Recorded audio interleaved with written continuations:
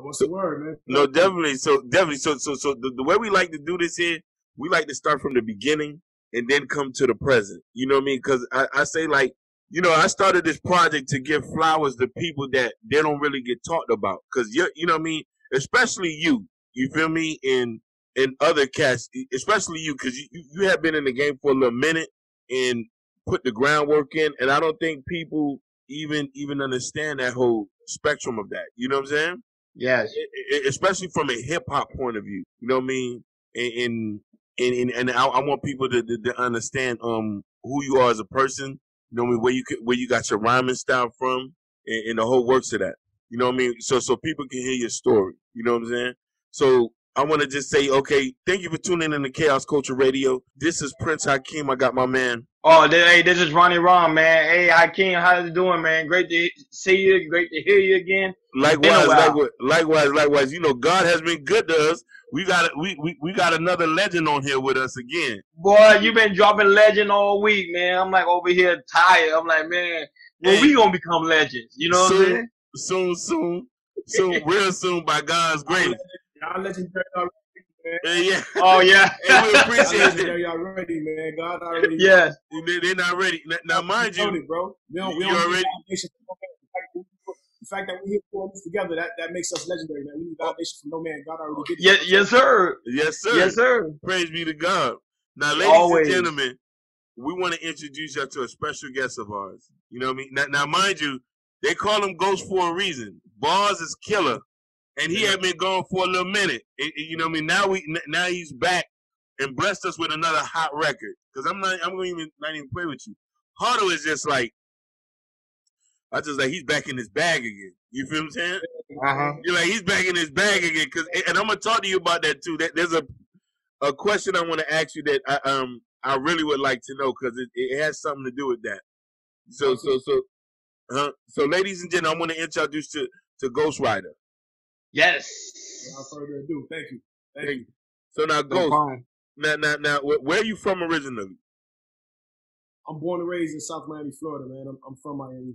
Contrary to popular belief, you know, my rhyming style, people. Mm-hmm. So you from? I'm born and raised in Miami, Florida, man. South Miami to be exact. South Miami. So you know we're northern Miami cats. So you know we So you from down south? Yes, sir. Yeah. Okay. South. Definitely. That's right. You know the lingo. When you're from Miami, you know it's like you know. I mean, you're either north or south. You know what I'm saying? You either north or south. So you from down south? Richmond Heights, Ghouls, P. Rhyme, Florida City. Yeah, Modella. So yeah, I definitely know that. So now, when did you start rapping? Oh man, I was probably about 15, 16 years old when I first. Because my brother had bought me the Crisscross tape. I was little. I was too little to even comprehend what was going on, but like he brought me like Crisscross tape. I was like, "What is this?" You know what I'm saying? And I held on to it. And then when I got old enough, you know what I mean, and started to listen to some of the stuff that he was listening to, it kind of took a turn from there. Like he having an older brother is gold because all of the stuff that you're not supposed to be listening to when you were a kid, you get those jewels from your big brother, even though, you know, your mom was like, what you listen to? You know what I'm saying? But he handed down a lot of jewels to me. So when I wasn't supposed to be listening to NWA and Dr. Dre and Snoop and Pharcyde, all this stuff. I was too young and stuff like that. So I think the love really started from elementary school. But then I really started taking it serious about 16 years old. Oh, wow. You just said... So by 16 years old, so you was really influenced by Crisscross and all the legends. So how do you was able to command their music into your music? Because, you know, your style like has like a unique style to it, like a type of New York style to it. Well, okay, so this is some of you from New York and you actually from here, so which is very interesting. Well, I'm gonna tell you why, because my biggest influence when I was coming up, when I was like 16, 17, was Nas, and I always wrote rhymes in hopes that I can make like Nas like proud of me or hear like my records and be like, oh, that kid, he ill, he nice, you know what I'm saying? And it was written. The Firm album, all of those things were like in heavy rotation for me. And it had got to the point where it was so crazy where like I was so influenced by Nas. You know, in the back of the CD covers that gives you like where you can write like fan mail to this, you can send them fan mail or whatever you want. Like it got to the point where I wrote Nas like a 5-page letter. You know what I'm saying? And I mailed it. And I thought, you know what I'm saying? I thought he was gonna get it. You know, when you're young, you're naive. You think like, oh, he's gonna read my letter. You know what I'm saying? And after a while, I was kind of heartbroken. Like, damn, I ain't hear back from him because you don't know. You're 16. You don't know. You thinking like, you know what I'm saying? You thinking, okay, he gonna hit me back. You know what I'm saying? And he never got it, but he was my biggest influence. You know what I'm saying? And then after that, it was Jay. You know what I'm saying? Then the West Coast. But that's the reason why my sound isn't a particular down south sound, is because all of my greatest influences were in the East Coast. You know what I'm saying? East Coast and West Coast. So if you, my albums prior to this, you listen to a lot of my beat selection, even Huddle, my beat selection is more West Coast, East Coast than South. You know what I'm saying? So that was the purpose for my sound, and the reason that I sound the way I sound is because none of my influences were here. Because in Miami, and much respect to Uncle Luke, but in Miami, it's like we had booty shaking music, and I felt like I didn't have an outlet to be able to say what I really wanted to say over beats like that. Like I wasn't the guy that was going to be doing the Cat B coming and all of that. Like, you know what I'm saying? I feel like I had so much more to say, and my story encompassed so much that I really need to be able to write my stuff out and be able to articulate myself in a certain way. And I felt like the music that I was around, that I was surrounded by, it wasn't that. It was just like, it was a lot of street music and a lot of booty shaking. And I was engaged in neither. So I felt I had to go elsewhere for my influences. And that's why my sound sounds the way it sounds, because I had to really find somebody who I could relate to, who I could take on as a mentor, which I did with Nas, and have him teach me without him even knowing me. You know what I'm saying? Yeah, no, most definitely. Now let me ask you a question. You said something real pivotal there. Your brother brought you nothing but hip hop records. Right. Now it's crazy because I went through something similar as well as you, because I had uncles and stuff who was big into hip hop. So none of the other type of music was brought to you, like as far as like I don't know your age, but as far as like Trick or early Trick or all of that was available. Like I was listening to it. I had to go back and get a lot of it. But my brother, like he didn't have a lot of that type of music, even though us being from the crib, my brother had a very my brother used to write rhymes too. And believe it or not, he was one of my biggest influences before Nas even came about. It was him that I remember him having a brown suitcase, and I flipped the brown suitcase open, and in that brown suitcase, he had just like piles and piles of raps on both sides of papers. Like it was crazy. And I remember seeing that, reading it, trying to figure out what it was he was doing or what, you know what I'm saying? And he was more of a lyricist too. You know what I'm saying? And so his influences were more West Coast, you know what I'm saying? Far Side, Dr. Dre, NWA, Snoop Dogg, Ice Cube, you know what I'm saying?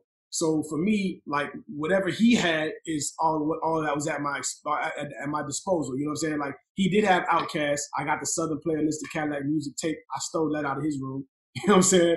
He did have Outkast. He had, but the reason why we didn't get the Trick Daddies until later on is because my greatest influences, which was my brother and then Nas, like there was none of that. You know what I'm saying? He only had things that were more of a broad spectrum. You know what I'm saying? He didn't have like the more localized stuff. So I didn't really know about that until I got old enough to start digging myself. You know what I'm saying? Okay, that makes tons of sense. It does. It makes a lot of sense. That's why you can tell, like the way he talks, you see, is different.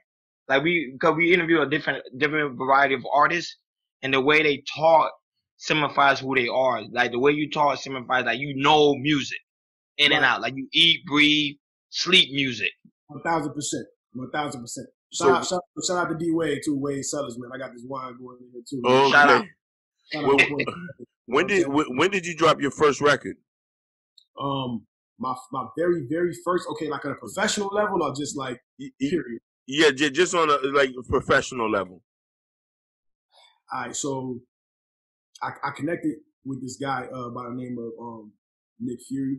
Well, let me go back. Before that, my cousin, I don't know if you guys ever heard of a rapper named Caliber before. He from like down way back in the day. But my cousin, his name was Excalibur. He was an MC as well. And Caliber, he had a company called The Union, which had a DJ by the name of DJ Tunin. So DJ Tunin, he had a mixtape series, and I had recorded my very first song, and I gave it to Tunin, and because Caliber was my cousin, Tunin was like, well, we'll place it, and it was dope too. It was actually, you know what it was? It was on Lil Flip's. Flip had a song called Game Over. Remember that? Yeah, I remember the beat he had got sued for too. Right. Yeah. I can imagine why he would have got. Yeah, Pac-Man it's a pretty big entity. But yeah, it was over. I did a freestyle over Lil Flip, Game Over, and that was like my first. I think that was before my name was even Ghostwriter. I think I had just changed my name to Ghostwriter, and that was like my first real release where I was like hella excited because I'm like, man, I'm on a mixtape with all of these big artists. I felt like somebody for the first time. You know what I'm saying? It was like one of my early recordings where I had been recording, dabbling around, trying to do things for a long time. But my first real like release that anybody ever saw my name and gave me recognition or any type of notoriety was when I did that freestyle. So that was like, for me, then I started getting feedback and responses from it. And by that time, at that time, there ain't no Instagram, there ain't no Twitter. Like, you have to literally just be on the scene. And then people will come up to me and tell me, hey, I heard you on Tunin's tape. You know what I'm saying? Good job. You know what I'm saying? People like, you have to really like rub elbows with people.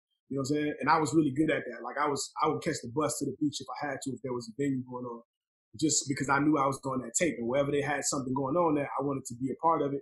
You know what I'm saying? Because I wanted people to, to get that feedback. You know what I'm saying? Was it great? Was it trash? I just wanted to know so I could grow. You know what I'm saying?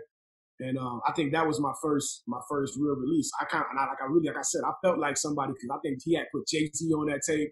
He had put so many big names on there. I was like the last song, but I felt that was the first time I felt like, damn, all right, like I could do this. Like, you know what I'm saying? I'm next to these guys who are my heroes. You know what I'm saying? So that was my first real release. You know what I mean?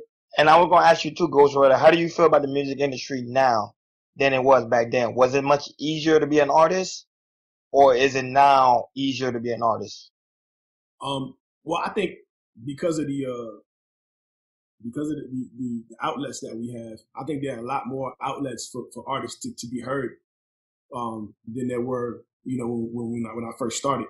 I think now, in terms of the way people consume music and the way music is released, I like it better now in terms of the creative control and the freedom we get to have. Like, I got my own record label, so what you see me wearing now, this Rebellion gear.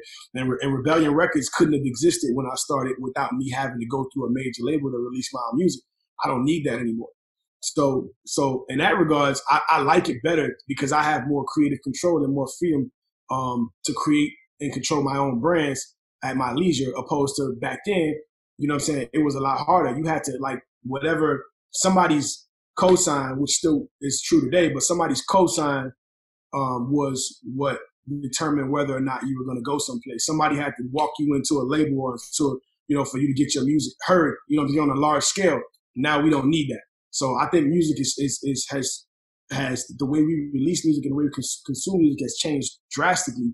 But I prefer it this way than the way before. You know what I'm saying? Because I like to be able to have more hands-on and be able to create my content, release it the way I want to release it with the rollout that I approve, that I love, opposed to having to be told what I need to do. Not saying I know everything, but I know what I like and I know what works for me. You know what I'm saying? Yes, totally know what you're saying.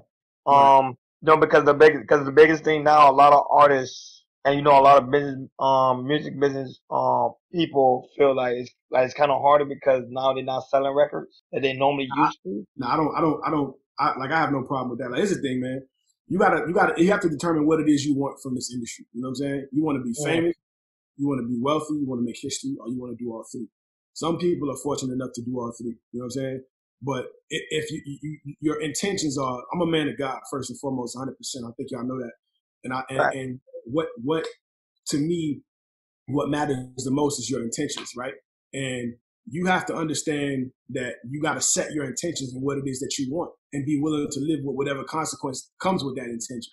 So if you feel like you want to be famous in this game and you're looking for a quick hit, a quick fix, you know what I'm saying? You may find yourself chasing that for a lifetime. You know what I'm saying? And then you talking about selling records and going platinum and all of those things mean the world to you, then by all means, get ready, because that's a goose chase. You know what I'm saying? But for me, like, I don't have expectations of platinum plaques and all of those things. Like, what, you know, if God blesses me to be able to reach those heights, which I believe He will, then I'm good with that. You know what I'm saying? But what's more important to me is crafting product that I know will incite change and could potentially change individuals who are on the brink of doing something that they don't want to do in order to survive out here. And they could put these headphones in and I could just take them to another space. That's success for me, to be able to put people in position spiritually and mentally to win, you know what I'm saying? Or to believe that they do something they were otherwise told that they couldn't. That's what this rocket is about on my head, you know what I'm saying? It's about lighting that fuse, you know what I'm saying? And finding a fire to light that fuse. So that's what a lot of us is lacking, that fire, finding that fire to light that fuse and getting that rocket to the moon. And that's my mantra, and that's what I believe in. So for me, I'm not in this for like, oh man, you know, record sales. Like, look, let me tell you something. Like with after just getting my masters and putting my records up on my own under my own record label, like, bro, I've been doing pretty well. You know what I'm saying? The streams don't pay that much, but if you got people that believe and that are playing your records on a regular basis, and you add it to these playlists out here, and people are rocking with you day to day, on a month to month, a quarterly, you can do well. You know what I'm saying? So it's like, I'm not like, you know what I'm saying? Whatever space God puts me in that I'm able to occupy, if I could just do my absolute best at that space and kill that space, I know I'm gonna go to the next level. So for me, I don't have concerns about that. You know what I'm saying? Like, another artist might get in here and be like, you know, record sales are down, and that might discourage him. None of that discourages me, you know what I'm saying? Because I'm on a whole different mission with my music, you know what I'm saying? Like, I'm in this for history. Of course, you want to make money because you got family that you got to take care of. That's important. But more important than that is that I feel like history writes the biggest checks. You know what I'm saying? So if you set your intentions to do something historical in this business, your fans will forever take care of you. And more importantly, the fans, God will. You know what I'm saying? Yes. And also I want to ask you as well, do you ever finally meet Nas? You know what? Here's the crazy thing. I work with a lot of people. You know what I'm saying? Y'all know that. I know if you follow my career, I know that. So I've been in the same room with Nas so many times. The last time I was in a room with him, I was at Timberland had this liquor, this cognac. I think it flopped or something like that. No disrespect to Tim, that's my man. But I don't think that the cognac did well. But needless to say, he did a launch, and I was back there. Swiss was in there, Tim was in there, Nas was in there, Tim's kid was in there. And when I walked in, Nas wasn't there. And I had been in a couple rooms with him, but this is the closest me and him had ever been. You know what I'm saying? So I walk in the room, in Effect, I was there with DJ Effect. Shout out to DJ Effect. So I walk in the room, and then 5 minutes later, Nas walks in. And every time I see him, like, I want to tell him that story. But it's just, I've never been in the appropriate space. Like, cause I know better. I'm not one of these guys that's going to butt in on the space. You with your kids, you know what I'm saying? You with your family, or you and Tim having an exchange. I'm not going to butt in. You know what I'm saying? Like, what I have to say is that much more important than the space that you're in at that moment. So I believe in timing, you know what I'm saying? And I know that I'm going to have that time, you know what I'm saying, eventually, because I keep getting closer and closer, you know what I'm saying? So I was in the room with him a couple of times, and that was the closest I had been. And I wanted, like I say, when I get that opportunity to really sit down and talk to him, you know what I'm saying, I'm going to let him know. But that was the last time I was in the room with him, man. So we haven't really had a formal exchange yet, but it's coming, you know what I'm saying? 100%. And it's so crazy because Ghost, you was raised in Miami. So Miami, how come Miami we can never come together and support our local artists? Because you know a lot of people in Miami always complain like, hey, people in Miami support people outside of Miami. How come they never support people inside of Miami? I don't know, man. It's just, you know what? It's like Miami's a city of vanity, man. Like, I think we're prone to support what's already popular. Yep. More so than what's growing. You know what I'm saying? We're not the city to be in if you're like on the come up and you want support, because people don't believe in, like, here's the thing. People don't believe you can fly until they look up and see you. You know what I'm saying? 100%. You know what I mean? So when you're having conversations with everyday people in Miami, you're like, listen, man, support my record, my album's about to come out, or I got a single out. It's like it's in one ear and out the other, because they can't see it. And I think the problem is that Miami, I don't think this city as a whole culturally has the vision, you know what I'm saying, that Atlanta has, or that LA has. And within the circles, there is support within the circles, you know what I'm saying? Because being at Po Boy, you know, you see that there's a Cool and Dre, an E-Class, a Big Chuck, you know what I'm saying, a Flow Rider, like a DJ Khaled, a Rick Ross. Like there's a circle of individuals there that's amongst each other. You know what I'm saying? But for some reason, like the guys that are on the lower level trying to find that fire to light their rocket, they never get looked at. You know what I'm saying? Like nobody cares until you're somebody. You know what I'm saying, in Miami. And I think, and I can't answer why it is, because it might be it supersedes me. It's beyond me. It's deeper than us. It's older than us. That issue. It has to be, because I've been hearing that this has been happening since Uncle Luke days. You know what I'm saying? For years. Years. Now, here's the thing. I want you to take me back a little bit, because I want you to talk about the point to where you got your deal with Po Boy. Take me to that. Take me to what led to that, how you got into that, and then your exit from it. Okay, so I'm a grinder, bro. You know what I'm saying? I always. Oh, I know that, because you drop music after music. That's a fact. That's fact. From 2009 to 2013, you dropped nothing but You called it. Wow, you are a real supporter, my brother. You called it. Those are my years. Oh yeah. We do have over here, brother. I can name the records you've been on, and you know what I'm trying to say, Flu Game, which is one of my favorite. You know what I'm trying to say, and you see, that's why I said there's a bunch of things I need to ask you, but I want that space, because you know what I'm saying, you did something that most hip hop cats did not do here. Facts. And I need to single us out, because let's be real about it. Hip hop, as far as bar spitting, was a Hispanic thing here. 100%. Recognized, you know what I mean? Shout outs to him. And a couple, you know what I mean? And a lot of the crazy hood guys from EFN Cap, they was on the hip hop level. You know what I mean? So I don't want to cut you. I want you to get to that point for me. Okay, so 2009.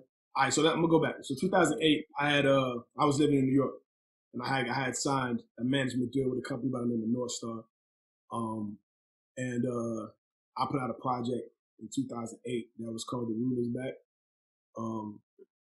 I didn't know how to release music. You know what I'm saying? I didn't know what.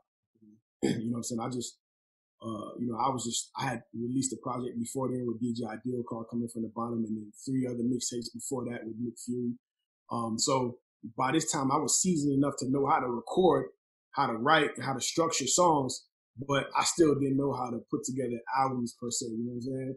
But I was getting, you know what I mean? And in 2008, I left New York, moved back down to Miami, because I went up there, you know, for that particular purpose, you know what I'm saying? And, you know, just trying to, you know, grind and make something of myself, you know what I'm saying? And, you know what I'm saying? Like when I got out of high school, I was like, I was out. So I had been going back and forth.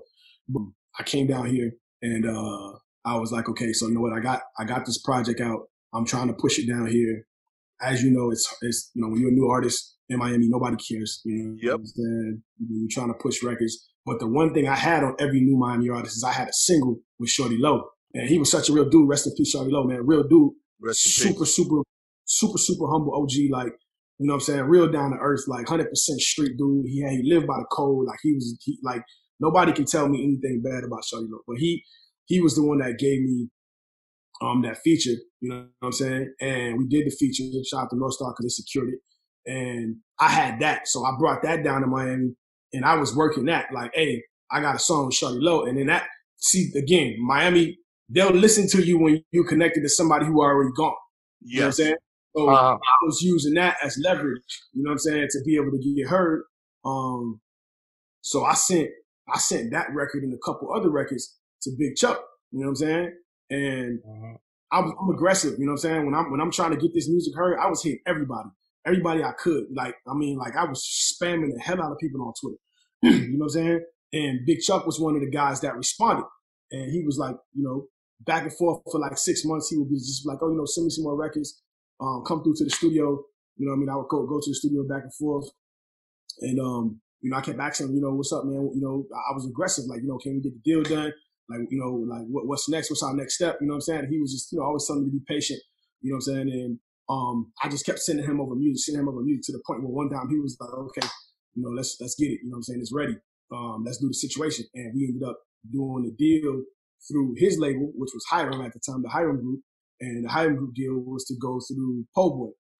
So that start came from me just aggressively sending my music to everybody. I was sending records to everybody. And then when Chuck was the first one that bit, he was the one that believed in me first before anybody. You know what I'm saying? Shout out to Big Chuck. And he gave me a shot, you know what I'm saying? And that put me in the doors at Po Boy. And because you know how my pen situation hump, you know what I'm saying? Because that's the spirit that God has given me. I came in there like, hey, listen, like I'm not coming here just as an artist. Like, you know what I'm saying? I'm a brother to everybody in here. So Flow, Blue, whatever I could do, if y'all got artists that need writing, or if I could just be in the studio and help craft some choruses, like I'm not asking for no money. That's the last thing in my mind. I just want to learn and I want to work. You know what I'm saying? And I built a good rapport over there. So that was the to answer your question, that was the entryway into Po Boy, just my aggressive manner and just reaching out to every single person that I could from Miami all the way to California. And then before that, I had a great relationship with Smitty too, by the way. Smitty, before even Chuck, Smitty believed in me. I was like practically at a position where I was like, Smitty, sign me to Close Range, please. Like, let me prove myself. I just wanted to be down, like, because I supported him so much and I believed in what his abilities as an artist, and he had this crew, and I just wanted to be down with him. You know what I'm saying? He was a cool dude, always dressed fly. He had like, for me, he was the best lyricist that Miami had seen, and I felt like this before even Ross. You know what I'm saying? And he gets overshadowed. I'm like tremendously. Yeah. You know what I'm saying? That's my brother to this day. I call him here pick up to this day. You know what I'm saying? But so Smitty was really the first one. But besides that, Chuck, he bit. You know what I'm saying? And he gave me a shot. You know what I mean? And the rest is history from there. I mean, you got more questions about that. We can go into it all. You know what I'm saying? Yeah. So did you and Brianna get signed at the same time? All right. So Brianna's been there. Brianna was there since she was. I mean, okay, she was born into that. You know what I'm saying? And I'll tell you that. Wow. Yeah, because like everybody, Brianna and Briscoe are first cousins. You know what I'm saying? And so E-Class watched Brianna grow up. That's pretty much his niece, you know what I'm saying? Because of BB. And BB and Briscoe, his family, you know what I'm saying? Rest in peace to BB, he passed away. And, you know, their connection as brothers ushered Brianna right on in. So Brianna had a situation with Trina and Missy when she was like 12 or 13 years old, if I'm not mistaken. Oh, wow. Yeah. Oh, wow. Yeah, so Brianna been getting busy. It's like this wasn't a situation where she had just like met them and we, you know, she just popped around the same time I did. You know what I'm saying? But yeah, she's been there. She had been around Ross and around Missy and around Trina and all them since she was little, like 10, 11, 12 years old. You know what I'm saying? She was already there. She's kind of grandfathered into that situation, regardless of the fact of what she's doing or where she's at. You know what I'm saying? So what led to your exit? What led you to your exit? Where it was just like this was it? You know what I mean? Because you was dropping music consistently, and it's a 2-part question as well as that. Because I'm actually the same thing I asked Cash. Because this is what I felt about it from the outside looking in. Because you had a lot of dudes in Miami who looked up to you and said that we was like, man, they're not marketing Brianna and Ghost like. Right, like, cause we felt like they had that trap stuff on the other side. First and foremost, let's get something straight. Po Boy's a management company. They're not a record company. Initially, they make sure you get a contract and get you off to another label. Well, more so production company. They manage too, but they're a production company. Yeah. So we felt like they didn't do. A lot of people in Miami felt like y'all wasn't marketed right. Because here's the thing. The music was on point. We just felt like I didn't think they market the wrong music here, or should have just focused y'all somewhere else. Well, what I'll say is this, right? Yeah. I definitely I don't think Po Boy is the group of individuals that you're looking to for the marketing. You know what I'm saying? Mm-hmm. With Po Boy's E-Classes, with Po Boy's resources, with E-Class and Chuck. Their resources and their reach, what they do is they secure you the deal to be able to be marketed. You know what I'm saying? Okay. So they're not the guys that you look to pretty market you. You know what I'm saying? Like, I mean, E-Class is gonna do his marketing in the city, yeah. He does a hell of a job, you know what I'm saying? Clearly. But they aren't the guys for that, you know what I'm saying? Like, they're the guys that has such a wide reach and a wide range of individuals that they know and that they're connected to, that they can get you a deal with any given label at any given time. You know what I'm saying? So I don't think it was a situation where they didn't market me right per se. Like I felt like, you know, E-Class, he did a lot. He tried to get a lot of people to see the vision. And at first he went to Mike Caren. Mike Caren didn't get it at first. You know what I'm saying? It's the same thing that happened to Drake. Same thing that happened to the J. Coles and to Big Crits. People don't get guys like me because we look like a lot of work. You know what I'm saying? We represent the long haul. You know what I'm saying? We're not the artists who have like, and I don't, mind you, I'm not going to put Drake in this category because he's like infinite smashes. But even when he started Sylvia Rome, nobody gave this guy an opportunity. Nobody gives guys like us a chance at first because we don't come in with the big records. You know what I'm saying? We come in with lyricism, with style, you know what I'm saying? With grace, with that pen, you know what I'm saying? With the ability to write thought-provoking, intricate records. And for them, that shit is like, you know what I'm saying? Like, that's a hit or miss. When in actuality, if you put the right dollars behind the right guy who can do this, like, it ain't never a miss. You know what I'm saying? Like, it's just, you know what I mean? And I felt like, you know, E-Class tried, but certain individuals didn't get it. And then when they finally got it, that's what led to me, I think our separation is when the guys finally got it and we started getting the deals on the table. We didn't take them. And you know, at first I used to fault the label, but I don't anymore because I felt like, oh man, we should have took that deal, which is what led to me leaving because we had Rock Nation on the table. Oh, wow. And that performed for LA. Listen, the Rock Nation deal, I was in Jay-Z's office, me and Chuck, 12 o'clock at night after Beyonce, like a private Beyonce intimate concert that they had with Tata. I performed 4 weeks for Tata. He was like, yo, I got to get my man Jay on this, as if I didn't know who Jay was. Like, you know what I'm saying? He like, yo, Jay, love this man. I got to get Jay on this immediately. I got to get Jay on this. He was singing my records in the elevator when we left the meeting. Like, Ty was sold. You know what I'm saying? And he was like, we got to get Jay on this. That was one situation. And then L.A. Reid. I performed for L.A. Reid. I performed like 6 songs for L.A. Reid. L.A. Reid called the entire staff at Epic Records in there. I think even the guys who cleaned the toilet was in there. Like, everybody come in here. Everybody. And this is what he said. He said, this is my Miami Kanye West. This is how I'm going to change the game in the South. This was his word. Chuck was right there. If I'm lying, I'm flying. You know no, I believe it. I believe it. And those were his words. This is my Miami Kanye West, which to me at the time was like, still an incredible compliment. But then for some reason the deal got taken off the table. You know what I'm saying? And then we had Capitol Records. You know what I'm saying, with Damon Eden. Damon fought for 6 months or something. Like, you know what I'm saying? He fought for 6 months. You know what I mean? And, you know, Chuck sent him back to the drawing board a couple times. And at first, I didn't understand it. I was a little upset at first, you know what I'm saying? Like, again, leading to one of the reasons why I left. But I after understanding what he was trying to do, I think that he just felt I was bigger than what they were offering. You know what I'm saying? Okay. And then me and I'm like, man, listen, I don't know where my next meal going to come from. You know what I'm saying? Yeah. Y'all rich already. I need this deal today. Facts. You know what I'm saying? Facts. But at the time, Chuck was like, no, we ain't taking this. Like, listen, I set Craig Cowman, right, and Mike Caren and Sean Barron. I was at the dinner table with them, right? And they told me, we want to bring you in, not only as an artist to give you an EP deal, but we want you to write for a couple artists that we got coming in here. We got this kid we're about to sign. His name is Diggs, and I want to bring you in on his project. We got this other kid that his dad just gave us a blank check.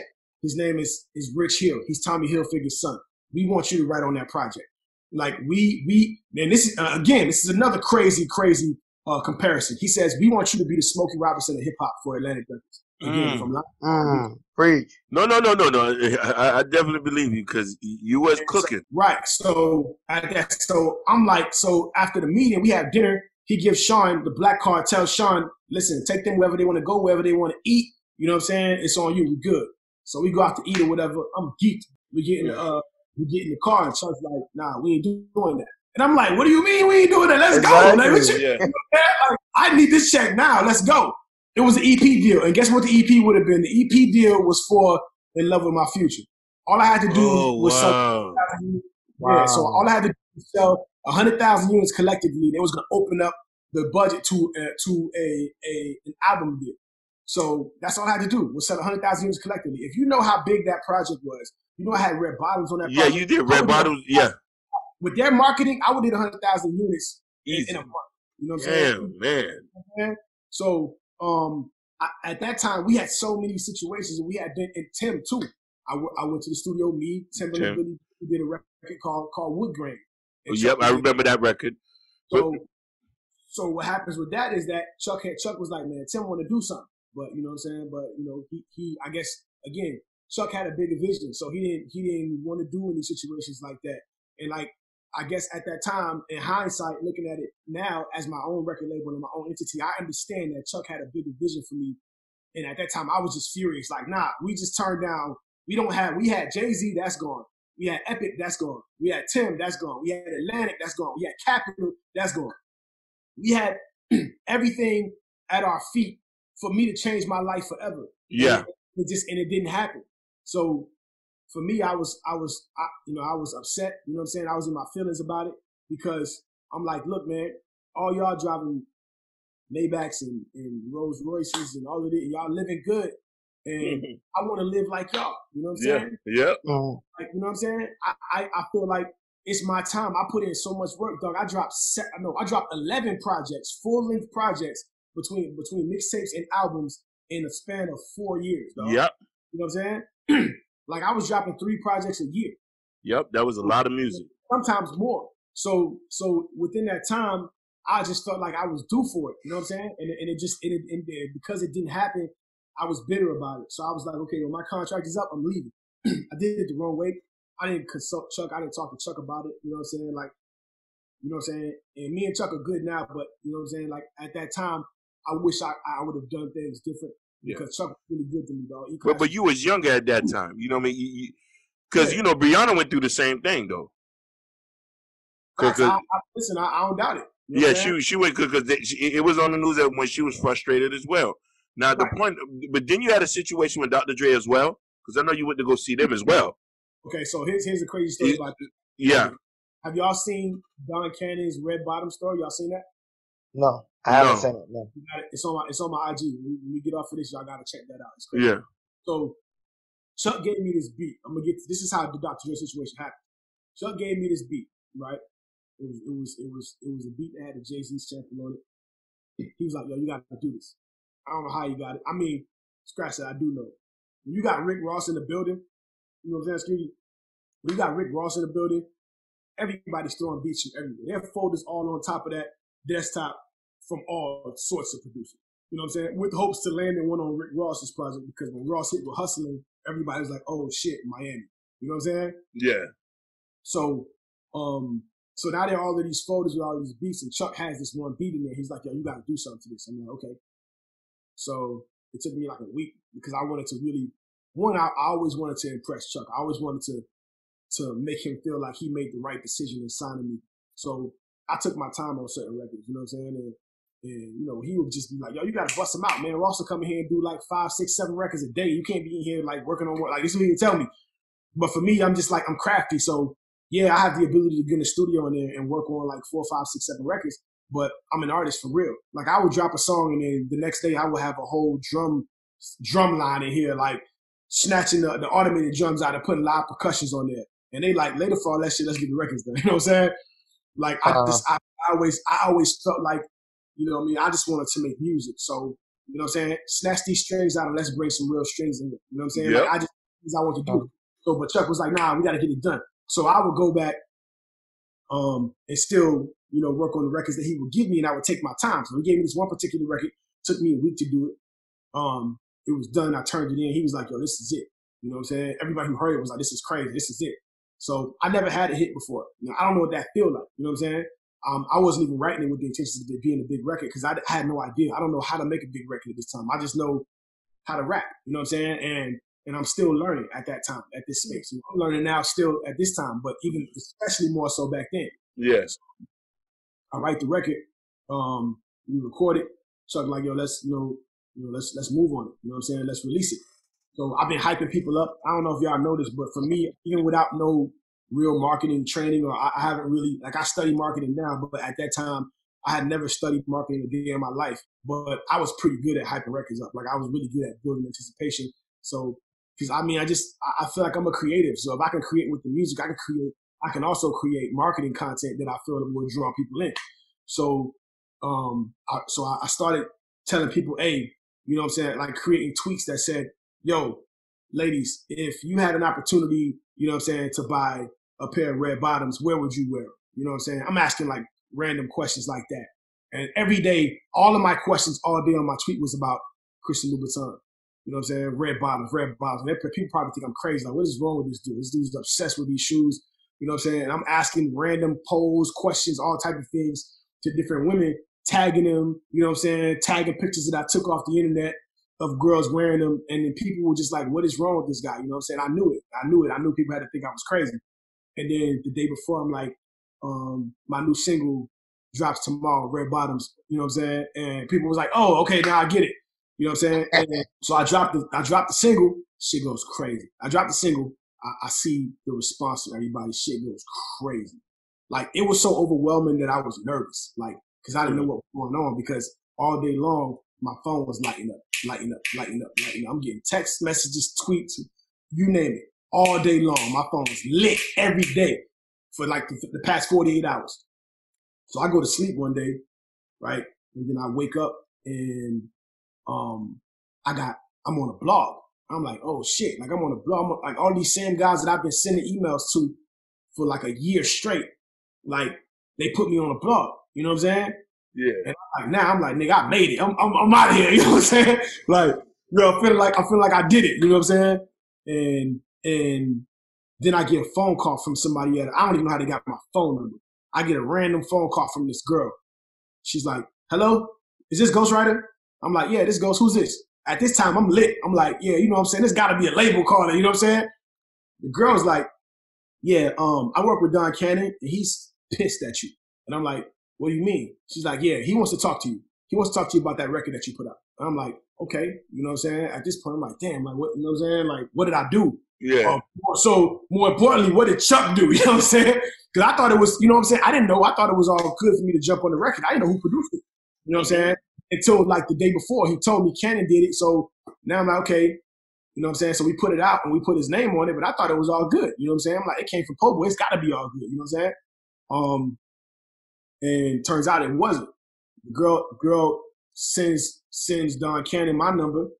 Cannon calls me. He's like, yo, first of all, he's like, where you get that beat from?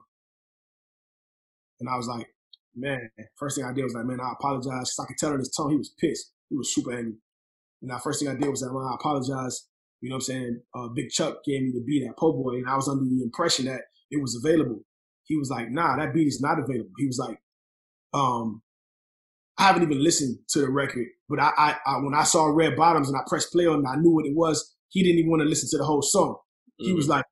He was like, yo, that record belongs to Tommy Hilfiger's son, Rich Hill. Rich Hill had gave him like 20 bands for that beat. You know what I'm saying? If I'm not mistaken, like 15, 20 bands, something crazy. Something way out of my league at that time. So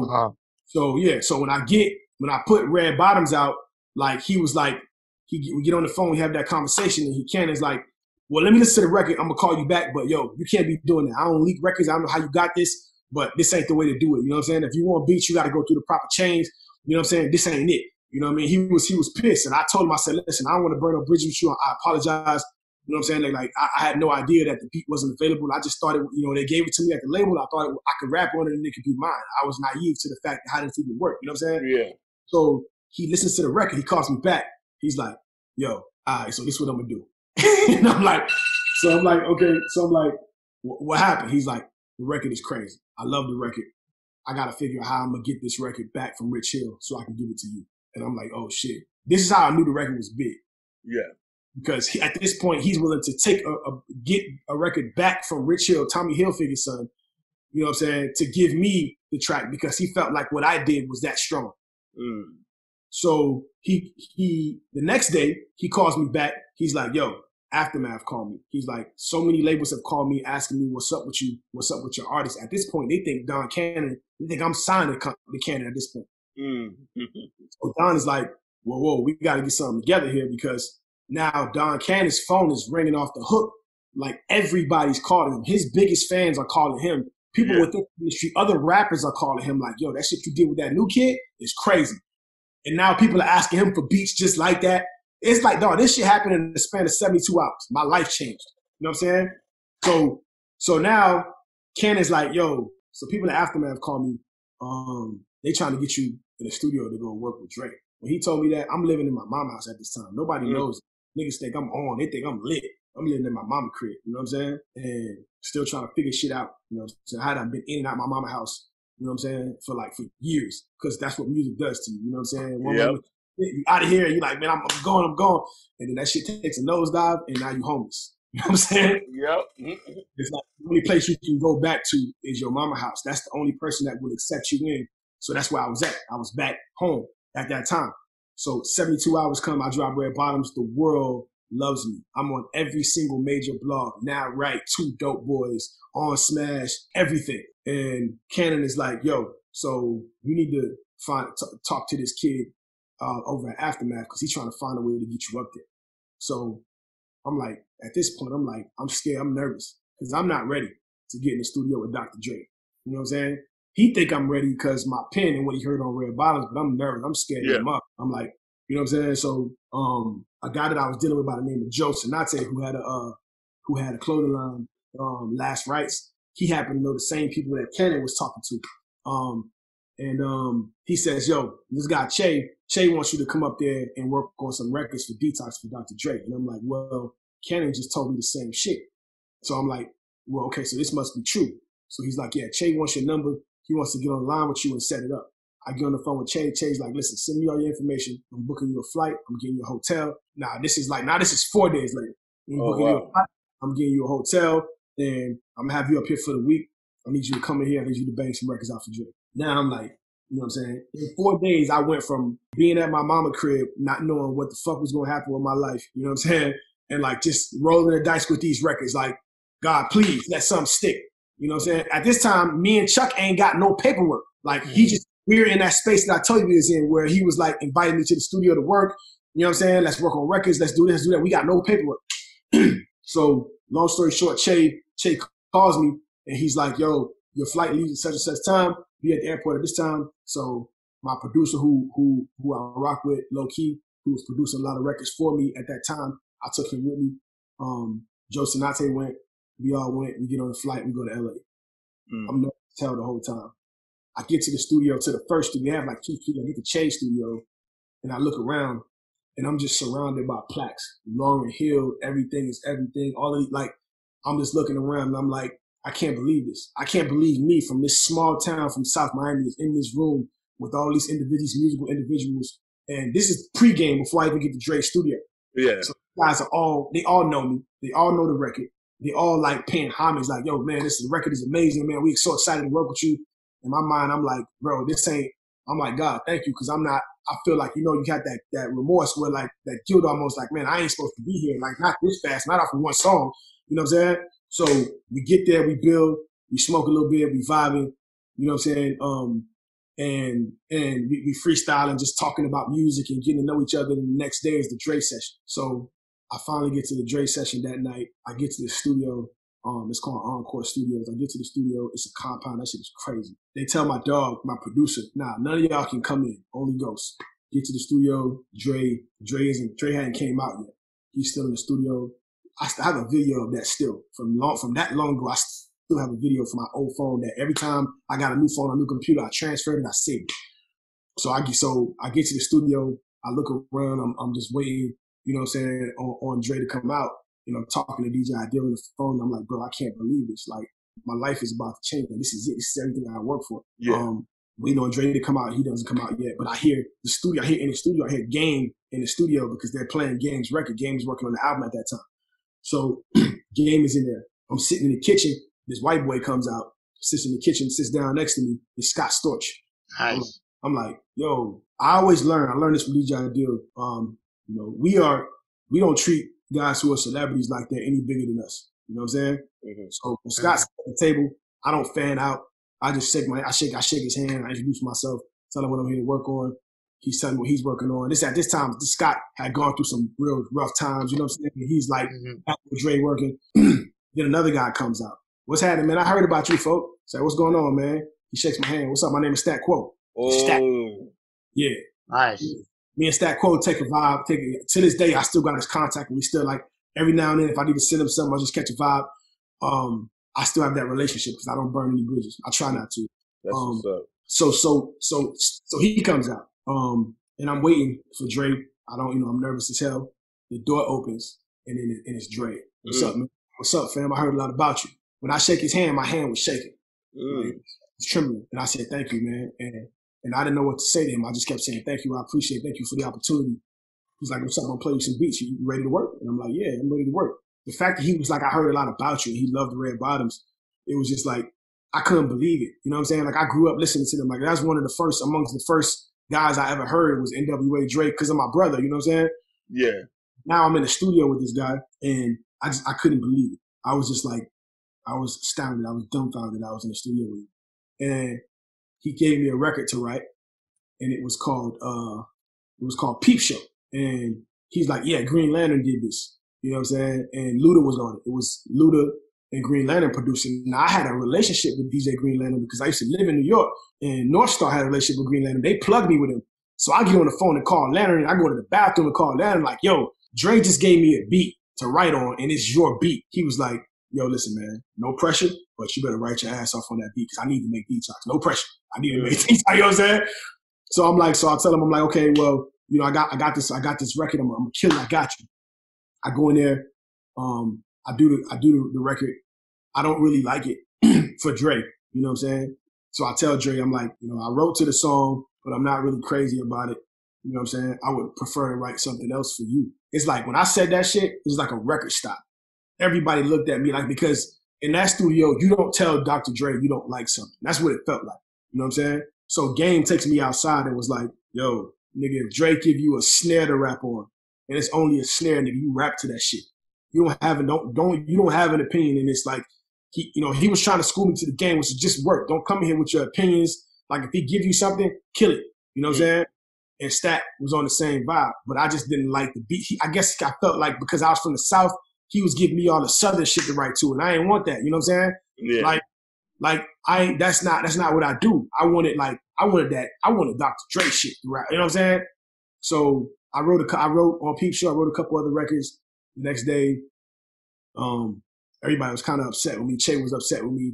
They sent Dr. Dre an email like, yo, listen, man, we're so sorry that they was kind of upset that I had an opinion and that I told Dre I didn't like something. So they wrote him an email and everything like, Dre, we're sorry, you know what I'm saying? You know, we brought him in and we apologize that, you know, that he came in and he didn't work the way you expect him to work. And Dre wrote back, no, it was cool. Dre actually he was actually appreciative of the fact that I spoke up about something that I did. He was cool. And they sent him an email and everything, like, you know what I'm saying? But it was my time to go. I had been back and forth in the studio writing, and it was my time to go at that point. Yeah. And I could have came back up to work, to continue writing records there. But I felt like Chuck had gave me a contract at that point after I came back. And I was like, you know, I felt I was indebted to Chuck.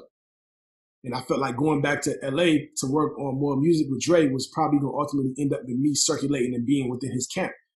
And I felt like that was wrong for me to take the record Red Bottoms that Chuck gave me, you know what I'm saying, use that to catapult my career and then end up someplace else with somebody else after Chuck has done the diligence of making sure that I had the record that got me to the next level. So I didn't go back to LA. Even though I had the invite to go back and work, I didn't go back. I signed a deal here with Chuck, and that was that. You know what I'm saying? I know it's a super long-winded story, but I can't give it to you without telling you the intricacies. Oh no! I love it. I love it. To be honest, I love it because the way because most artists feel like when they're in a studio in that moment with a big name celebrity like Dr. Dre and not able to express yourself or the way you feel about certain things because they feel like, oh, I'm at this moment, I don't want to mess up, I'm too afraid. But for you to come out of your element and speak to him and say, hey, you know, I felt this way, and for him to respect you for that, to me, I commend you for that because I never heard nobody said it so eloquently. You know what I mean? Because you hear it all the time. Most artists get afraid, and you wasn't afraid. Like you was your 100% self, and look at what the turnaround was. It was amazing. Another point is this too. I don't think a lot of up and coming artists knows the amount of work it takes to get to where you're going. So Facts. when you give these backstories here, you actually giving a framework of what it took you to get to where you got to going. Yes. Right. You know what I'm saying? And that's really important. So go Very with you. Finish what you was gonna say. No, I was just that I think that that I just felt like because I don't want people to typecast me, like because I'm from the South, I don't want you to give me the Southern beat to rap on. Yeah. It's kind of like, you know what I'm saying? And I know he wasn't trying to be offensive. I think he just felt like, oh, you from Miami, here, rap on this. You know what I'm saying? Mm-hmm. And I'm like, nah, I know I'm from here, but like, and I know you want to give me that bounce. You know what I'm saying? But I want you to give me what I love you for. You know what I'm saying? What I grew up listening to you for. Like, give me that, because I'm a spaz. But don't give me, like, I don't want to say I took offense to it, but I felt like he wasn't maximizing on my potential by giving me the easy shit. You know what I'm saying? He wanted me to do some double time rap. I'll never forget the verse. He had a piece of the verse already, and it was like me and my niggas rolled back to back, and that's all he had. And he wanted me to pick up from there and just rap all the way through. And by the way, he played me records from Detox. And I gotta tell you, the music he had played me, what bar none was the best music I had heard in that decade. He had played me some shit that day where, I'm gonna tell you the truth, when I left there, and low-key can attest to this, I want to throw the whole entire In Love With My Future album away. Oh, wow. I want to throw that shit in the garbage. Wow. Because I thought that I had done something, which I did, but I thought that I had done something like innovative with In Love With My Future. I was like, okay, I'm the one Miami artist that wasn't afraid to break out of the sound and to take a risk and to do something different. And I was like, yeah, man, this is it. And then when I left LA, I felt like I was trash. You know what I'm saying? Like, it just, I felt like I had to go back to the drawing board, but the album was already done. I had been promising it to the people that was following me. And the little bit of fan base that I had developed, I had promised that album to them. So I couldn't go back and scrap it and start all over because I had the single already. So, I just learned so much about being in the studio with Dre. The question he would ask me when I was done with writing a song, he would say to me, "Do you love it?" Think about love. Think about the way you love your mother or the way you love your child. You got kids at the time. I didn't have it. So think about a person that you care about, that you love. Do you love this record the way you love that person? Do you love it? You know what I'm saying? And then if I'd be like, I like it, he's like, it ain't ready. You know what I'm saying? And he changed my entire process, which is why now, I feel like people are treating me the way they was treating Dre with the Detox, where my supporters, my believers that rock with me would ask me and tweet me every single day to this day, yo, what's up with the album? What's up with the album? What's up with the album? And I'm like, I'm not just going to give y'all anything. You know what I'm saying? Because whatever I don't love, I have to perfect. You know what I'm saying? And I'll die doing that shit before I give y'all some bullshit just to rush an album out, because that's the climate that we into. You know what I'm saying?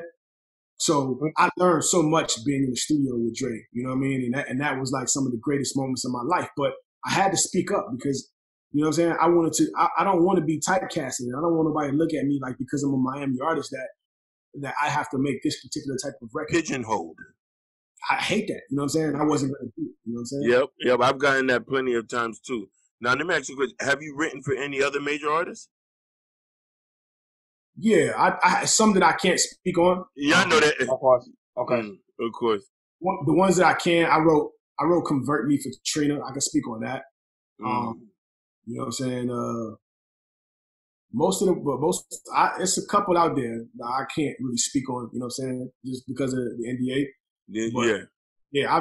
My pen is in some places that you probably wouldn't believe. You know what I'm saying? No, I believe it, because just on your own shit, you was dangerous. You was a problem out here. You was a problem. We was like, like that's the only dude that really, like, he gets it in. You know what I mean? Because I want to ask Ghostwridah too, because I want to say which one he was more successful in. It was rapping or writing, because it seemed like you more. I would say I was both.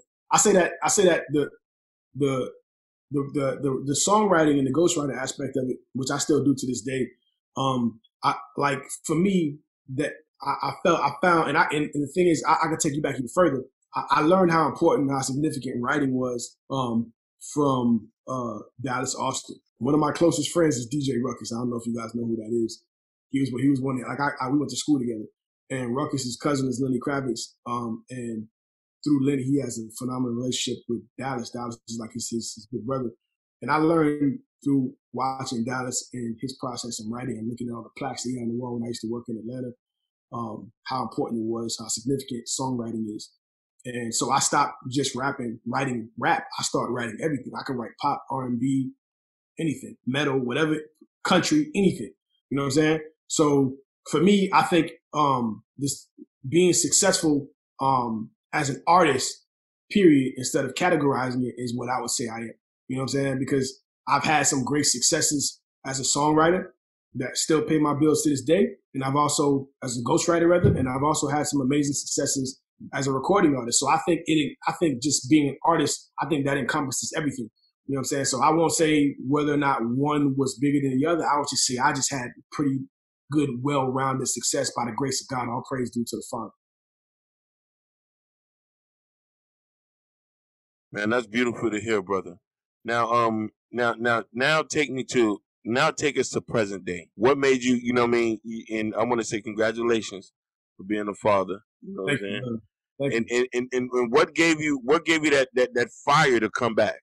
Man, you know what I would, in no way, shape, or form to compare myself to somebody as great as Michael Jordan.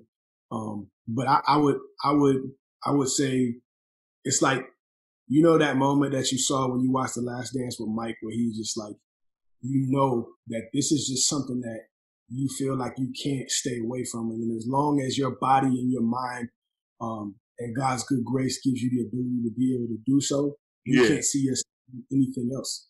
You know what I'm saying? And that's the reason why Mace would come back, even after being a pastor, or Michael Jordan would come back after playing baseball. You know what I'm saying? All of the greatest comebacks you've seen. People come back. Look at Mike Tyson today about to box in a month.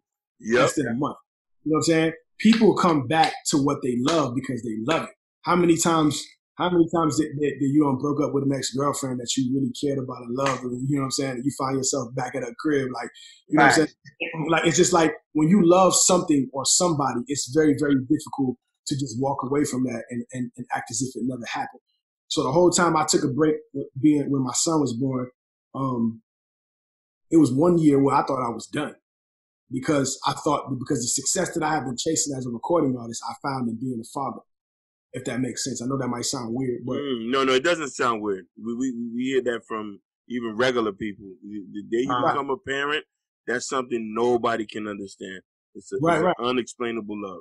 It's crazy, and I think that when, you know, being here with my boy and just get a chance to learn who I was as a dad, like, I realized that if I was already a multimillionaire already, nobody would ever see me again. You know what I'm saying? Because if I had the means, like, to take care of my son indefinitely forever, I would probably still make music. I'm lying. I would still make music at my leisure whenever I wanted to. You know what I'm saying? That's my son's bedtime, you see? Yeah, I see. All right. Yeah. But yeah, so I would definitely still make music, but it would have been at my leisure. You know what I'm saying? Because my greatest goal after my son was born was to be the best father that I could be for him. You know what I'm saying? My father used to play for the Dolphins. I don't know if you guys know that. My dad used to play for the 72 Dolphins. His name's Mercury Morris. Oh, wow. Yeah, that's my old man. And my dad, you know what I'm saying, being the celebrity that he was and being caught up in different things that he was caught up in, he was, you know, me and him didn't have the relationship that I wish we could have had. You know what I'm saying? And what I didn't want for my son was for the bit of celebrity that I had developed by 2013 to interfere in me being there for him, or being on the road doing shows and missing his first steps or missing his first words. Bro, when I tell you I was here for my boy, like, I didn't miss anything. My son starts kindergarten next week. He starts kindergarten next week. From the time my son was born up until this very moment where he started kindergarten, you see how I timed that. Now my album is about. Yeah. Because I've given my son the foundation that he needs as a young man now, and he understands that I'm here, and if I do go, I'm always coming back. I never have to reprogram my son to believe that I love him. He knows that. You know what I'm saying? So was the sacrifice worth it for me? Absolutely. You know what I'm saying? But could I stay away forever? I could not. You know what I'm saying? This thing, when I tell you, it called me every single day. Every single day, it was like I just felt empty. I never felt a feeling like this in my life, other than when my grandparents died, where I felt like there was a hole in my soul. You know what I'm saying? Because I couldn't create. So what I did was I picked up my camera and I started taking pictures. I became a photographer. You know what I'm saying? I learned photography because I was like, what can I do to still create that will scratch that itch that I have, you know what I'm saying, and still be able to be here for my son. So I just started doing street photography, and I actually became pretty successful in that quickly. Like, I got a couple of magazine write-ups, and it was like weird. People started calling me the rapid photographer. You know what I'm saying? I had to find something to do in that space because I was like, man, I gotta create. And if I'm not creating in music or if I'm not creating, period, I feel dead. And it just, I couldn't stay away at that point. So now fast forward to right now,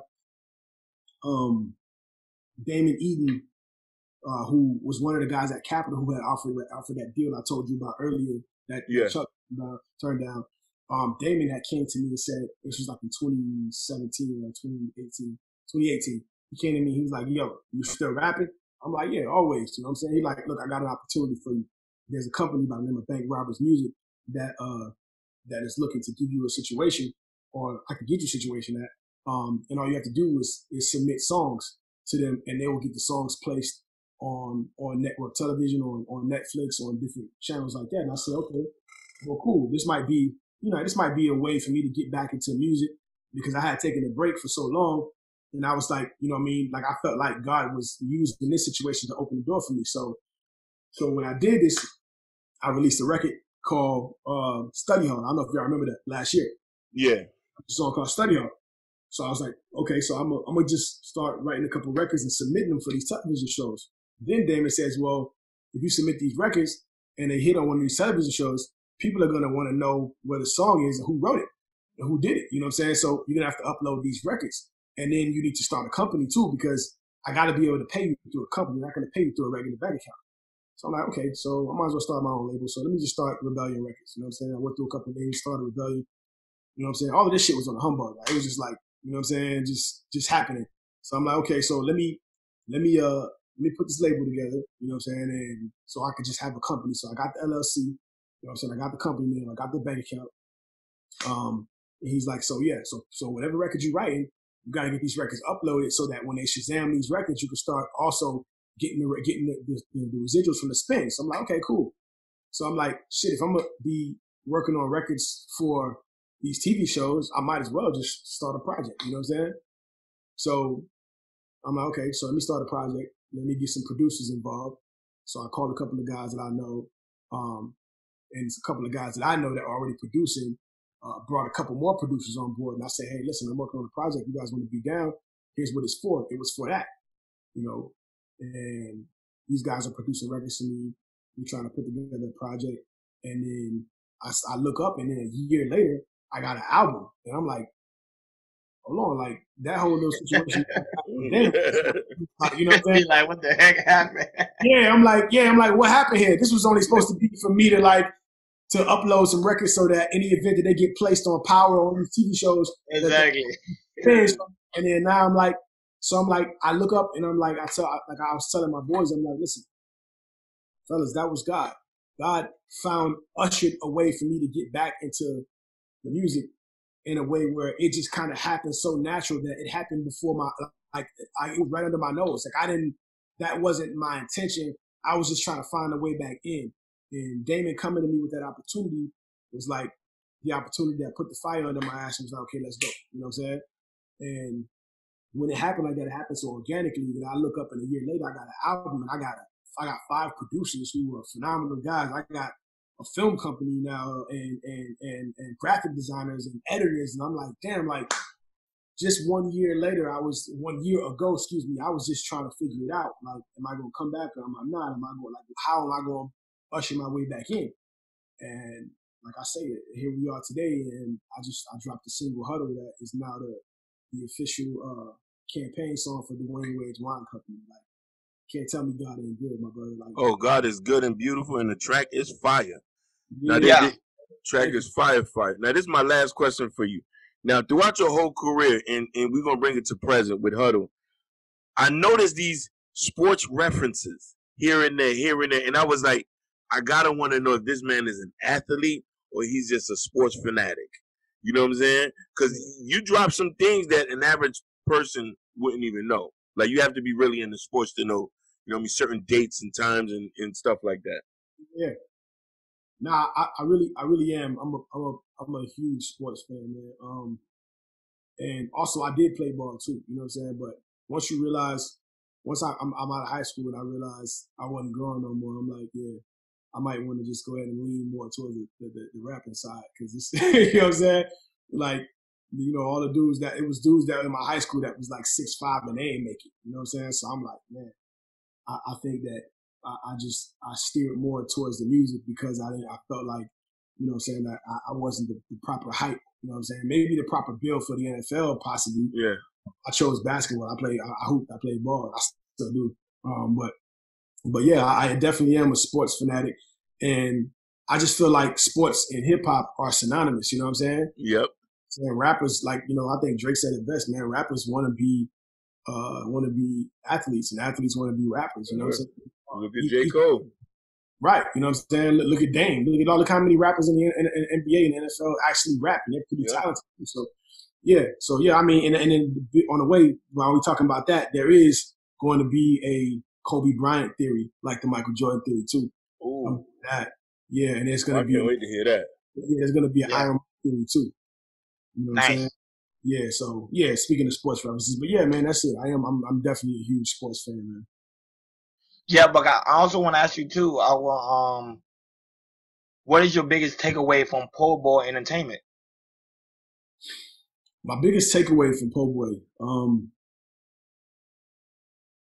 I think I learned how to run a record label the way I would want to run it. You know what I'm saying? By being there, but I do. My biggest takeaway was a positive takeaway. I learned how to hustle.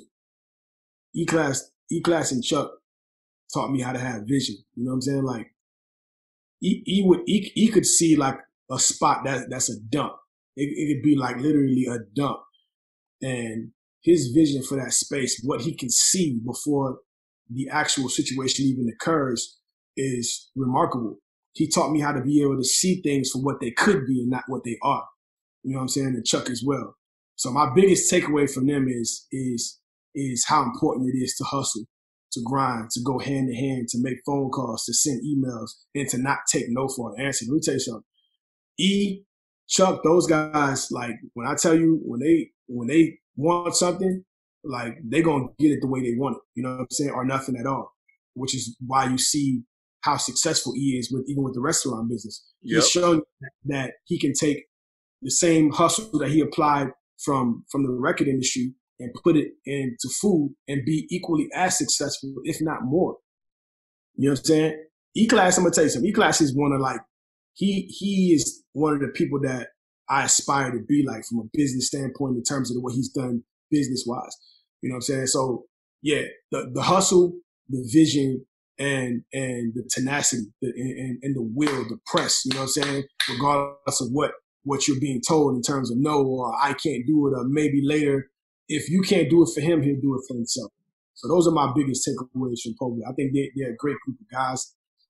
If you had asked me these questions, you know what I'm saying, 5-6 years ago, I probably would have been upset and angry and bitter. Oh man, you know, those deals, that shit. But you know, you grow and God shows you things, and I realized that those guys just saw more and better for me. You know, I wanted to take the first thing on the table. I'm like, yo, this is it for me. This is good. I'll take the 50 racks. Give me the 50 racks, and I'm good. You know what I'm saying? And they had a bigger vision for me than what I had for myself, and I didn't know that at the time. So yeah, those would be my takeaways, man. You have any advice for any up and coming artists or maybe seasoned artists who's struggling to get a record played? I know you did make it a reference and say it's all about what you're looking for, but what advice would you give somebody? Because I do speak to a lot of artists, and you know the main concession that they're always talking about is getting their music heard. being out there trying to make some money and stuff like that, and for a person like you who is successful and to be able to have longevity into it, you know what I'm saying? What would you tell other artists? Well, first thing I would tell you is, listen, like, the day and age that we're in right now, especially during this pandemic, like, nobody wants to do anything for you anyway, right? Mm-hmm. So the last thing you need to do is be audacious enough to ask somebody to do something for you for free. Mm. You know what I'm saying? So don't think that your music is that dope. I'm that hot. Oh, you don't play my records, nigga. This record is fire. You don't want to play this record, it's lit. Nah, listen. There's almost 8 billion people on the planet Earth, right? How many other rappers you think are lit too? You know what I'm saying? Oh man. What's going to differentiate you from the rest of the guys out there is your ability to be able to say, my brother, how can I compensate you for this service? And if I can't pay it right now, can I make payments on it? Or can I let me know what it is so I can save it and bring it back? Yeah. So if I want you to play my records, I'm not going to take offense to you saying, hey, listen, I can play it, but this is what it's going to cost you. My brother, okay, because if this is going to get me in front of an audience and you're going to get me heard, then let's do it. You know what I'm saying? So what I would tell these guys is don't be afraid to invest in your career. And just because you think your music is dope enough for it to be played for free, don't mean the guy that's going to play your music feels that way. You know what I'm saying? So you got to understand that we're in a space right now, especially during this pandemic, where DJs are hurting. Individuals who are out here, who are used to making 30, 40 racks a month or 10, 15 racks a month, doing what they do with their gifts, aren't making that anymore. So the last thing you want to do is to be able to ask an individual to do anything for you for free. So don't come to the table with your hand out expecting, people to give you the world just because you think you're nice. Nobody cares that you're good. You got a great record and nobody cares. You know what I'm saying? What translates is cosigns and dollars. You know what I'm saying? If you don't have one, you better have the other. You know what I'm saying? You might luck up and the right person might hear it, but we ain't in that day and age. So work your records with these DJs. Listen, man, what is it I have to do? Do I have to put together a budget? Oh, I'm charging $100 to spin the record for the week. Pay that $100 because you never know who's listening. You never know who's watching. You know what I'm saying? And you're gaining new fans every single day that record is being played if the record is dope. You know what I'm saying? I have individuals right now, when I came back, that have told me, listen, man, I rock with the record, man. Here's what we're charging. And I'm like, whoa, you know what I do and who I know. Yeah. And what you're doing. You know what I'm saying? But I also know the space that you're in. Now, I know that you've never asked me either to pay to play anything. You know what I'm saying? But guess what? I have a marketing budget in my Rebellion Records bank account, just like the next record label does. It may not be as big as a major, but within that market, man, listen, what do you need, bro? Play this record. I have no problem making sure that you get what you need to get. Play this record. And I'm grateful. I'm glad to put something in your pocket if that's what it takes. Because guess what? Eventually what's going to happen, like a lot of these guys are playing these records for free because they just feel like it's love. Some of the bigger guys are playing it for free as well. But at the very same token, there are some guys out there that's like, hey, you know what I'm saying? I need XYZ. You need it? I'm going to write the check. You know what I'm saying?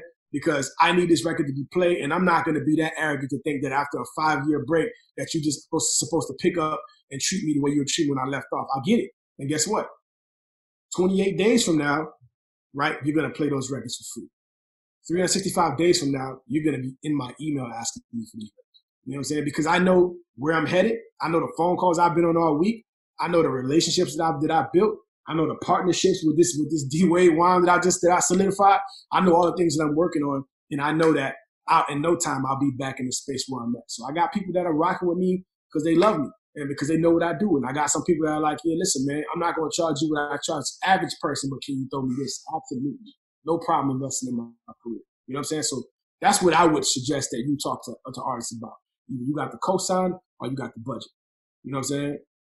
And if you don't have either one of those, don't expect anybody just to do you no favors. Like, there's too many rappers out here, singers, artists out here, you know what I'm saying, for you to be thinking that you that special. You know what I'm saying? Yo, Ghost, you just gave us a crash course on the music lesson. He did. And not only that, he kind of gave us a secret as well. Like, you have to know how to use your money as a tool. You just gave us the book. Game. You just gave us the keys. You just gave us the keys to how to make it. He literally did. No, I told me, I pay attention. You got to take notes. He literally gave you the jewels right now. I feel like going to step on niggas' necks tonight. You feel me? I'm telling you, you got to, man. Listen, cut them people to check for what they want to do. If they are like nobody, dog. People need their money. People got children. Yeah. They got things that they're trying to do. You know what I'm saying? They have dreams too. And like, if they built a certain brand and a certain plateau, you know what I mean, to the point where they have listeners and you're trying to tap into that, like record labels do it all the time, bro. You're going to have to cut checks, man. You know what I'm saying? Like, that's just what it is. Like, you know what I mean? I'm not saying for you to go out there and pay all of your way through the industry, because that's also, there's a limit to that. There's a ceiling to that too. Yeah. You don't want to do that. Don't pay for Spotify spins. That shit is trash. You know what I'm saying? Don't go out there and buy Spotify followers or Instagram for all that bullshit. That's trash. What I'm telling you is that these individuals who are in position to help catapult you to the next level, if they need a little something, have no problem. Don't take offense to that. You know what I'm saying? Because what you're trying to do is be heard. And if they're not willing to allow you to tap into their market or into the fan base that they built for free, you got to respect that. That's the game. You got to respect it. Man, you just killed me right there with that one. That's just truth of the matter. So I can he just buried you? Yeah, he buried the whole interview just now. Yeah. Yo, Ron, do you have anything else to ask him? Yeah, I was gonna ask Ghostwridah, how can the people follow you? Where can they reach you at? Like, do you Facebook, Instagram, Twitter? Like, where can they find you at, boss? All three. Everything is just at Ghostwridah. And my website, my record label website is rebellionlabel.com. That is the record label. I got some phenomenal guys on my team. You know what I'm saying? If you guys are also looking for production or just, you know what I'm saying, videos, anything like that, I'm trying to offer my services to artists as well to be able to help them to catapult, which also helps my team as well. But yeah, just trying to find me, I'm at Ghostwridah. Everything is consistent. Everything is either Rebellion Label or at Ghostwridah. On Instagram, on Twitter, and at Facebook. So no, definitely, man. I'm gonna drop the links all on the bottom of this video and stuff like that. And man, and I appreciate. Now, here's the thing: when we gonna see a Cash and the Ghostwridah feature, man? Yeah, shout out to Cash. Shout out to Cash. When we gonna see you and Cash, the two hottest spitters in Dave? When we gonna see something like that? I mean, it's just we just haven't had the opportunity. I think he sent me, he had sent me, you know, that he had a record I think called Air Force Ones or something. I forgot to the effect of what the record was called. But it was Fly Guy. Shout out to Fly Guy too, good brother of mine, and another kid that he had on the record. I forget the kid's name. King Hoodie or something like that. King Hoodie, yeah. King Hoodie, yeah. Talented kid too, by the way. But yeah, he had sent me that record originally, you know what I'm saying? But at that time, if you go back to my timetable, I'm in the studio crafting records for these television shows. Yeah. I'm working on so much, my hands is full, and I'm just trying to come back. I had taken such a break, such a long hiatus, and I'm just trying to find my rhythm. So I wasn't in a space to be working on features at that time, and I never got the record to him in time enough. So he ended up putting those guys on the record. But it's just a timing thing, man. You know what I'm saying? He lives in the same, not too far from the same area I live in, because I moved down to Homestead. So he lives like not too far from me, if I'm not mistaken. You know what I'm saying? We had a couple conversations at the gym and everything too. So it's just a timing thing. You know what I'm saying? Like, you know what I mean? Like I support him. You know what I'm saying? Like I try to give him advice all the time on what I feel he could do, because I've been in his position. You know what I'm saying? With where he's trying to go. Yeah. And, you know, I try to be a brother to him, you know what I'm saying, more importantly than just, you know what I mean, an artist to artist, but more so, you know, God requires of us as brothers, especially as black men, to break bread with each other. Praise the Lord. Say that again, man. I try yeah, so I think before I even think about features, that I just be, every time I talk to him, I just be trying to like lend a hand to him in terms of what I think would help catapult him to the next level, because he's a talented guy, man, you know what I'm saying? And he just, you know, I think he just, you know, he has to make a couple of adjustments, you know what I'm saying? And, you know what I'm saying? I think he's going to be fine, you know what I'm saying? So we just haven't been in that space, you know what I'm saying? But when the time permits, if he has something else for me, you know, to do, and especially since I'm in that space again, I'm on it. Fly Guy just sent me a record to do. I'm about to knock it out next week. Like, I'm in that space right now where I'm going, you know what I'm saying? So, you know, if you're out there and you got a record, it's time, you know what I'm saying? Now is the time, you know what I mean?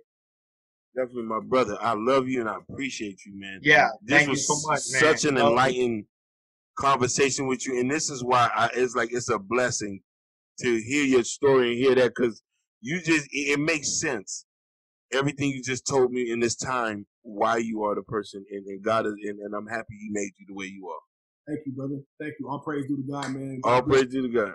Thank you, man. And we're gonna kill it like this. Outside of what y'all got going on, whatever I could do, even if it's not my interview to promote, whatever y'all got going on, send it to me, inbox it to me. If it's other artist interviews, I got no problem with that. I don't have no ego, so I'll support and push it. Oh, I appreciate that. Yeah, I appreciate it. Yeah. And bring them over here. Bring them over. And definitely, we always push your music here, and we would love to go to any show you got, anything you got going. You know, we want to promote Rebellion Records off death. I'm trying to do a socially distanced, intimate release where I invite select few people. You know what I'm saying? It's like, it's so crazy out here with this COVID. So I'm trying to do something where I can bring some people out to have a listening party. Like, I ain't trying to do nothing crazy. When I say party, I don't mean like to capacity. In Atlanta, Georgia, with niggas out there in swimming pools. I'm intimate where I can invite a select amount of individuals who I respect. Yeah, y'all are more than welcome to come out. When and if we appreciate it. We appreciate it. If I do it, y'all got 2 slots, man, 100%. I'm grateful. Right. I really appreciate it. You know what I'm saying? We appreciate you, brother. Thank you for giving us this knowledge, man. Thank you for giving me the platform and for giving other artists the platform to be able to speak and to say their piece. You know what I'm saying? We need more of this. You know what I mean? I'm grateful, bro. Thank you. Thank you. We appreciate you, my brother. Love. So definitely, we're going to hit it like this. Chaos Culture Radio. Man, I just appreciate y'all just listening. Stay tuned for the next episode.